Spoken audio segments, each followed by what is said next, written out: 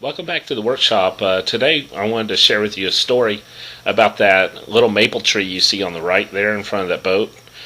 My dad planted that back in the 60s when he bought my childhood home. And here's another picture of the tree when it got really large. It's behind the tree house there. Don't ask about the tree house, that's a separate story. But that's my childhood home there, and you can see the tree in the background, and it provided great shade for that house.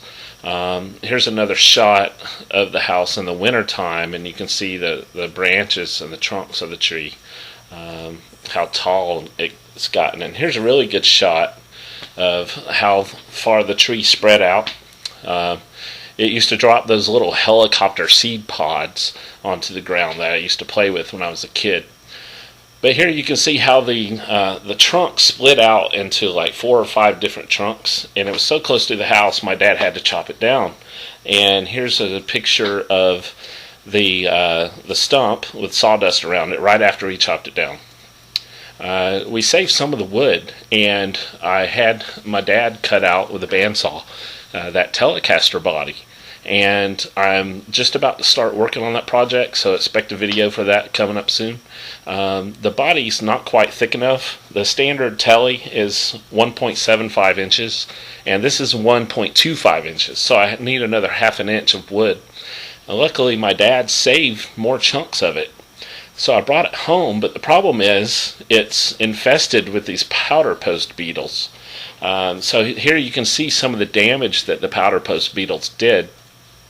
And they leave little sawdust piles when they exit the wood, and they leave these little exit holes. Here's a picture of some of the beetles I got off the web, and you can see the little holes they leave behind, and when they exit the wood, they leave these little piles of sawdust. So I read about wrapping the wood in some black plastic and leaving it in the sun. So that's what I'm trying. I left it out in the sun in our Georgia July heat, and as long as it gets up to 140 degrees for 7 hours, then it would kill all the beetles and the larvae. So I'm hoping we had a really hot day like that in the last 3 weeks. So I took the black plastic off the chunks of wood, and I've been monitoring it to see if any more powder post beetles emerge, or any new sawdust piles or exit holes show up, and I haven't seen anything yet, so that's a good sign. I really don't want to build a guitar using this wood if beetles are going to chew their way out of the guitar. That wouldn't be cool, so I'm going to definitely watch it and see what happens. But I do want to build some other projects out of this wood as well, such as something for my brother and sister, since it came from a maple tree that our father planted at our childhood home. That would be kind of cool. So watch for more videos coming up with projects using this wood, and see you next time.